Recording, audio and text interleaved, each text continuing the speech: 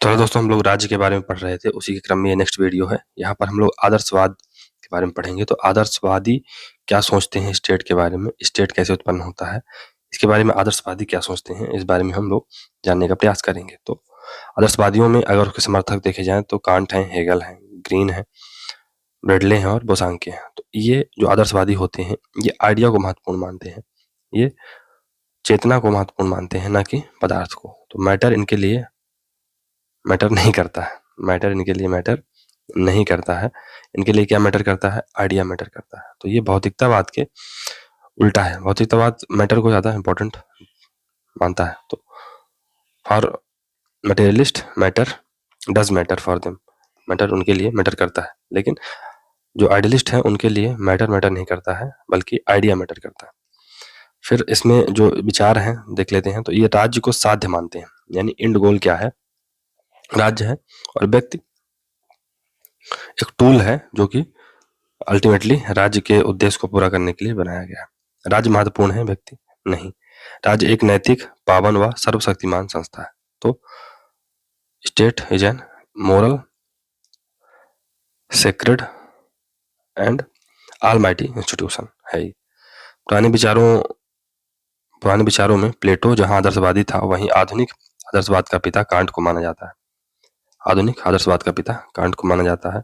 Can't प्रत्येक मनुष्य केवल मनुष्य होने के नाते अपने आप में साध्य है, एंड इन इटसेल्फ, वह किसी अन्य साध्य का साधन नहीं हो सकता है। तो कांट का क्या मानना है कि आप एक व्यक्ति को किसी भी साध्य को हासिल करने के लिए एज अ टूल यूज नहीं कर सकते। तो एक व्यक्ति अपने आप में साध्य है, एक व्यक्ति का व्यक्ति होना ही, एक मनुष्य का मनुष्य होना ही अपने आप में एक गोल है, अपने आप में एक साध्य है। आप व्यक्ति को किसी महान कार्य को अचीव करने के लिए, फॉर एग्जाम्पल आपको संता चाहिए या क्रांति करनी है, तो उसको एज अ टूल आप यूज मत करिए। प्रथम आदर्शवादी प्लेटो है। आदर्शवाद के प्रकार देख लेते हैं। तो एक तो मोरल या नैतिक आदर्शवाद होता है, मोरलिस्टिक आइडियलिज्म, ये प्लेटो से रिलेटेड है। फिर इंटेलेक्चुअल आइडियलिज्म, ये कांट से रिलेटेड है। और एब्सोल्यूट आइडियलिज्म हेगल से रिलेटेड है। तो हेगल का मानना है कि जो एब्सोल्यूट आइडिया है वो कहाँ आकर रुक जाता है, गति कहाँ आकर रुक जाती है? राष्ट्र राज्य में। तो राष्ट्र राज्य एक एब्सोल्यूट आइडिया है। हेगल आदर्शवाद का सर्वोच्च अधिकारी है। उसकी बुक का क्या नाम है? Philosophy of right. ये 1821 में आती है, फिलॉसफी ऑफ राइट। राष्ट्र मानवीय चेतना का विराट रूप है, यह विश्व में विवेक की यात्रा। It is a march of God on अर्थ। मनुष्य राज्य की स्वतंत्रता की उच्चतम अभिव्यक्ति है। तो अब राज्य क्या है? राज्य क्या है? मनुष्य की स्वतंत्रता की उच्चतम अभिव्यक्ति है। यानी एक मनुष्य जब राज्य के नियम कानून का पालन करता है या जब राज्य में रहता है, तब वो पीक पॉइंट पर पहुंच के स्वतंत्र हो जाता है, या वो मैक्सिमम स्वतंत्रता कहाँ प्राप्त करता है? राज्य में। राज्य व्यक्ति पर राज्य क्या है? इस पृथ्वी पर ईश्वर का अवतरण है। State is a march of God on earth, या state is a march of reason on earth. Hegel ने राज्य की कल्पना सार्वभौमिक परमार्थ यानी यूनिवर्सल अल्ट्रुइज्म तथा पारस्परिक सहानुभूति पर आधारित एक नैतिक समुदाय से की है। ग्रीन मानवीय चेतना स्वतंत्रता चाहती है, स्वतंत्रता अधिकार से जुड़ी है, अधिकार राज्य की मांग करते हैं, राज्य बाधाओं का बाधक है। तो state is an hindrance to hindrance itself, या ऑब्स्टेकल अगेंस्ट ऑब्स्टेकल है, ये बाधाओं का बाधक है। तो अगर आपके जीवन में कोई बाधा है, फॉर एग्जाम्पल आपके पास, आपको ट्रैक में दौड़ना है और आपके पास जूते नहीं है, तो राज्य उन बाधाओं में बाधा उत्पन्न करेगा। अराजकतावादी क्या सोचते हैं स्टेट के बारे में? तो सारे दोषों का कारण राज्य है, ये राज्य को सारे दोषों का कारण मानते हैं। यह आवश्यक दोष है, अतः राज्य की समाप्ति कर देनी चाहिए। तो गांधी एक मॉडर्न एनार्किस्ट है, वो भी राज्य को सोललेस मशीन कहते हैं। हमने पढ़ा भी है कि गांधी राज्य को सोललेस मशीन कहते हैं और कहते हैं कि इसे खत्म हो जाना चाहिए। प्रबुद्ध अराजकतावादी विलियम गॉडविन है। वह सरकार सबसे अच्छी है जो बिल्कुल भी शासन नहीं करती है। तो the government which rule least is the best government, Henry David Thoreau ऐसा बोलते हैं। और हमने देखा है कि थोरो का जो सिद्धांत है या थोरो का प्रभाव गांधी पर कितना ज्यादा था। गांधी भी एक एनार्किस्ट के रूप में उभर कर आते हैं। एनार्किज्म, तो इसमें क्रांतिकारी अराजकतावादी आते हैं, रिवोल्यूशनरी एनार्किस्ट आते हैं। क्रांतिकारी तरीकों से राज्य को मिटाना ये चाहते हैं। तो क्रांतिकारियों मतलब रिवॉल्यूशन करके राज्य को हटाना चाहते हैं, जो ये क्रांतिकारी अराजकतावादी हैं।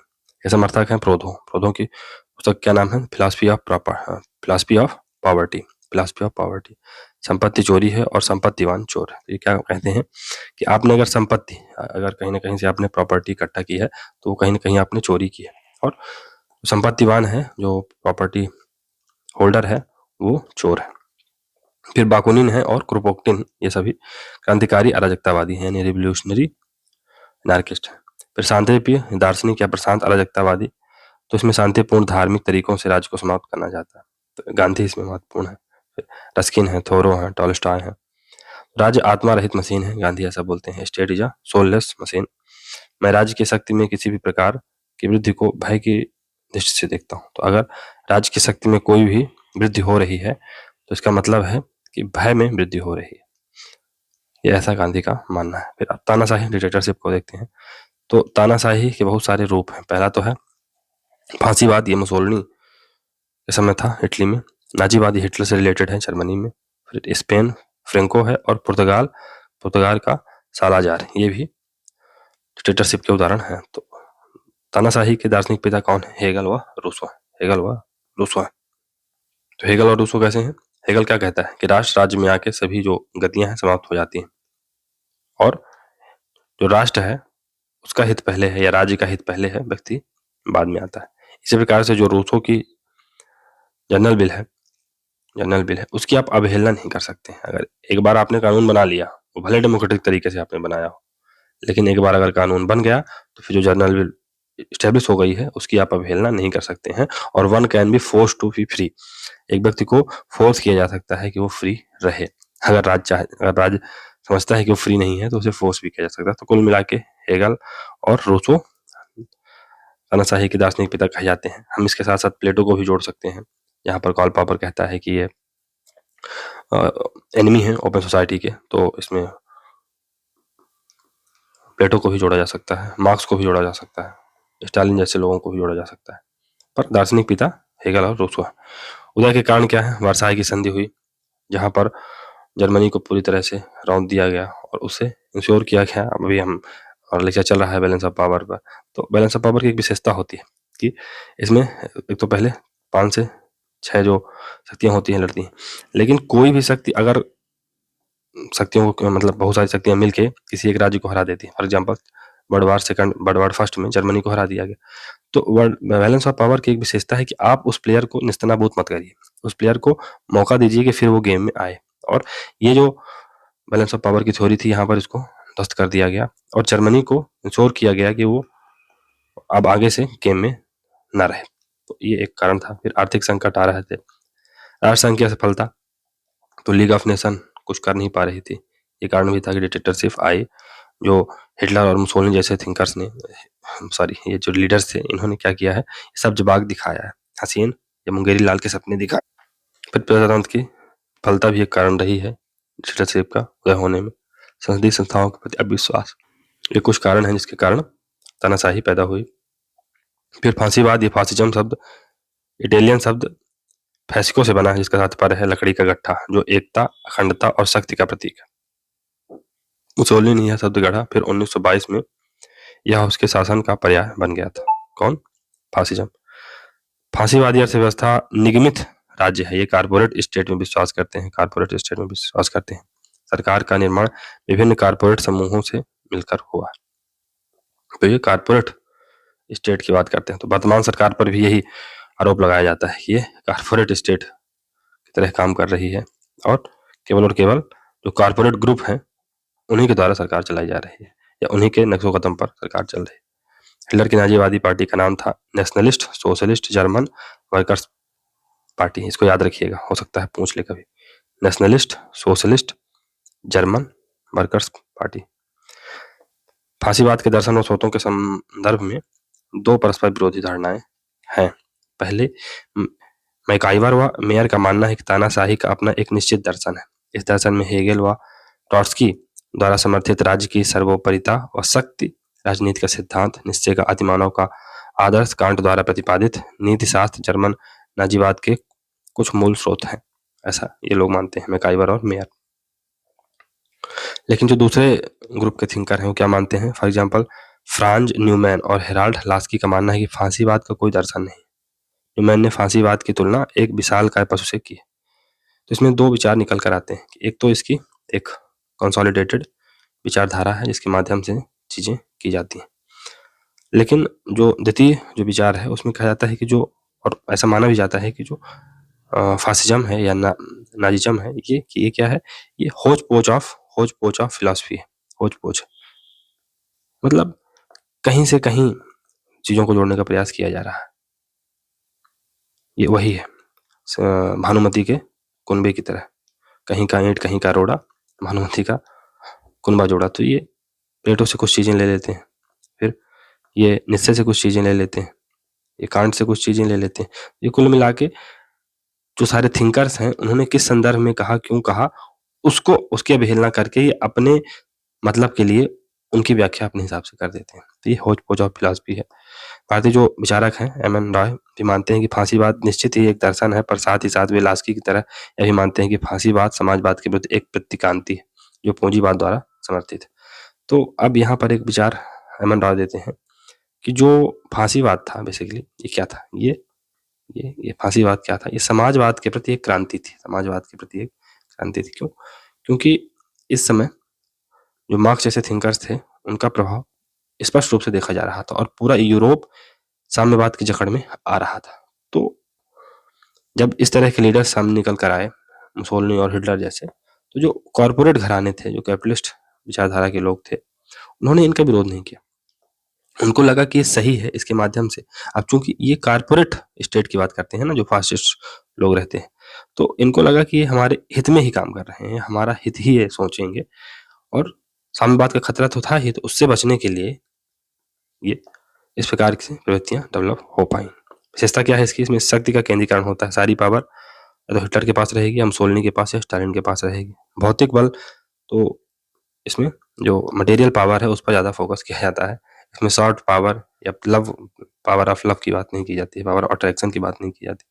कर्तव्य जरूरी है, अधिकार नहीं। तो राज्य के लिए, राज्य आपके लिए क्या कर सकता है ये जरूरी नहीं, आप राज्य के लिए क्या कर सकते हैं ये जरूरी है। स्वेच्छाचारी जो शासक है को मेनकर ऑल्सन ने स्थिर ढांकू, स्टेशनरी बैंडिट बोला है।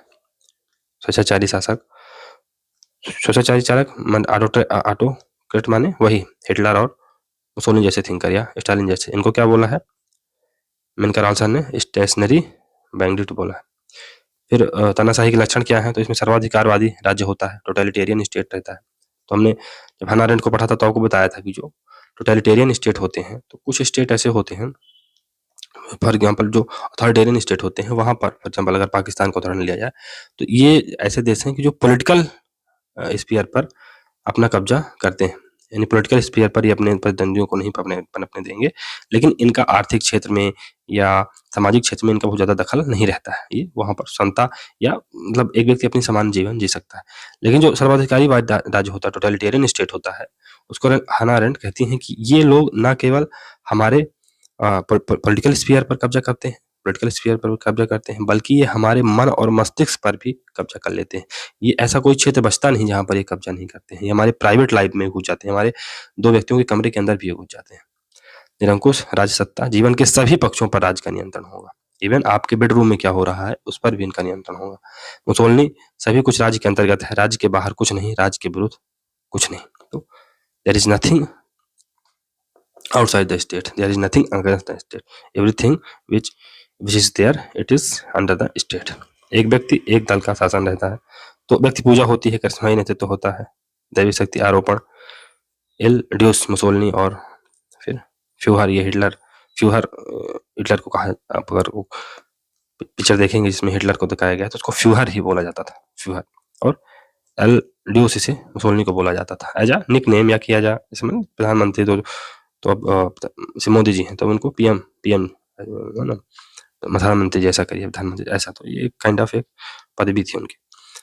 फांसीवादी जो विचार है, नेता ही राष्ट्र व जाति का रक्षक है, नेता कोई गलती नहीं कर सकता। तो यही बात है। अब वर्तमान में भी आप इसकी अगर सापेक्षता देख रहे हैं तो कुछ कहिएगा नहीं। फांसीवादियों के नारे, विश्वास करो, आज्ञा पालन करो, संघर्ष करो, मुसोलिनी सदा ठीक है, ठीक है। तो यही बात है। शक्ति, युद्ध, विस्तार व साम्राज्यवाद में विश्वास, हिटलर का लेवेन स्फीयर। तो बेसिकली जो हिटलर का मानना था कि जो काइंड ऑफ हमारी जो आर्यन रेस है उसे एक बहुत बड़ा साम्राज्य या बहुत बड़ा क्षेत्र चाहिए रहने के लिए। तो इसलिए हम जो जर्मन स्टेट है वो एक तो ऑर्गेनिक है, एक जैविक राज्य है जो फलता फूलता और बढ़ता है। तो हमें अगर हमने अपने स्टेट को एक्सपेंड नहीं किया तो over a period of time हमारा जो जर्मनी है वो खत्म हो जाएगा। तो अगर ये बढ़ेगा नहीं तो मर जाएगा। तो इसके लिए जरूरी है कि बढ़ता रहे। मैकियावेली के कथन के अनुसार स्वस्थ राज्य की पहचान है युद्ध व विस्तार। वही बात है, आप युद्ध करते रहिए, विस्तार करते रहिए तो आप बढ़ते जाएंगे। वही है कि अगर पानी रुक गया तो गंदा हो जाएगा, चलता रहेगा तो शुद्ध नीर रहेगा। इसी के अनुसार मुसोलिनी ने कहा है कि इटली का या तो विस्तार होना चाहिए या अंत हो जाएगा। वही बात है, या तो ग्रो करेगा या तो खत्म हो जाएगा। पुरुषों के जीवन में युद्ध का वही महत्व है जो स्त्रियों के जीवन में महत्व का है। तो war is for man and maternity belongs to women. ये बात है। फिर मुसोलिनी, मैं शेर की तरह इतिहास के पृष्ठों पर अपने पंजों की छाप छोड़ना चाहता हूँ। फिर उदारवाद, समाजवाद और लोकतंत्र का विरोध करते हैं। तो हालांकि ये एक आयरनी है कि ये जो हिटलर और मुसोलिनी जैसे लीडर थे, ये आए शासन में कैसे? डेमोक्रेटिक प्रोसेस से आए। डेमोक्रेटिक प्रोसेस से ही ये सत्ता में आए थे, लेकिन ये बन गए टोटलिटेरियन। तो ये भी डेमोक्रेसी की एक फाल्सिफिकेशन है, डेमोक्रेसी की एक फाल्ट है ये। संसदीय प्रजातंत्र मोक्तापूर्ण, भ्रष्ट व मंदगामी तथा संसदें बातों की दुकानें। तो ये संसदों को क्या मानते थे हिटलर जैसे लोग कि ये टॉक शॉप है, यहाँ पर केवल चर्चाएं होती हैं तो ज्यादा और कुछ नहीं होता। लोकतंत्र सड़ी हुई लाश है, it is a democracy is rotten dead body. फिर अंतरराष्ट्रवाद व शांति की जगह ये अंध व उग्र राष्ट्रवाद यानी जिंगोइस्टिक, यानी कि राज्य तो केवल इटली ही सही है, राज्य तो केवल जर्मनी ही सर्वश्रेष्ठ है, ऐसी बातें करते हैं। मानवीय विवेक व बुद्धिवाद का विरोध करते हैं। ये खुले मस्तिष्क स्वतंत्र विचारों की बजाय रूढ़िवादी और दक्षिणपंथी हैं। तो अगर ये खुले मस्तिष्क और स्वतंत्र विचारों को एंटरटेन करेंगे तो ये जो अपोजिशन है उसको कैसे झेल पाएंगे? तो ये अपोजिशन तो झेल ही नहीं पा रहे हैं। इनका कहना है कि राज्य के अगेंस्ट तो आप कुछ कर ही नहीं सकते। फिर मानवीय समानता की अस्वीकृति, हिटलर के अनुसार भूरी आंखों वाले जर्मन आर्य ही श्रेष्ठ जाति है जो राज करने के लिए बनी है, यानी नेशनली श्रेष्ठता में विश्वास रखते हैं, रेशियल सुप्रीमेसी में ही विश्वास करते हैं। समता, समानता और बंधुत्व की जगह उत्तरदायित्व, अनुशासन व पदक्रम का सूत्र ये देते हैं। फिर आर्थिक क्षेत्र में पूंजीवाद समर्थक विचारधारा है ये। लास्ट की फांसीवाद लड़खड़ाती पूंजीवादी व्यवस्था को बचाने का अंतिम प्रयास है। तो it is a last resort to save the capitalism which is already in crumble. तो फांसीवाद क्या है? फांसीवाद लड़खड़ाती हुई जो पूंजीवादी व्यवस्था उसको बचाने का अंतिम प्रयास है। क्योंकि ये पूंजीवाद का समर्थन करते हैं, कॉर्पोरेट स्टेट की बात करते हैं। तो वही चीज है कि पूंजीवादियों ने, जो पूंजीपति थे या पूंजीपति जो देश थे, फॉर एग्जांपल ब्रिटेन जैसे लोग, इन्होंने इसका जर्मनी या इटली का इतना ज्यादा विरोध नहीं किया, इसको पनपने दिया। क्योंकि इनको लग रहा था कि इससे साम्यवाद को ये सप्रेस करने में मदद करेंगे, लेकिन हुआ उल्टा, इन्होंने सबको ही सप्रेस कर दिया। सैद्धांतिक या वैचारिक आधार नहीं है, तो ये प्रायोगिक या व्यवहारिक है। जो जहां से जो मिल जाए, इनको प्लेटो से जो मिलेगा उठा लेंगे, टोसो से जो मिलेगा उठा लेंगे, निश्चय से जो मिलेगा उठा लेंगे, अपने हिसाब से होच पोच ऑफ फिलॉसफी है। मेरा कार्य काम करना है, बातें करना नहीं, मुसोलिनी ऐसा बोलता है। तो वही ये संसद को टॉक शॉप बोलते हैं, जहाँ केवल चर्चाएं होती हैं, संभ्रांतों और अवजनों का शासन होता है। यहाँ पर शासन किसका होगा? जो एलिट सेक्शन होगा उसी का शासन होगा, बाकियों का शासन नहीं हो पाएगा।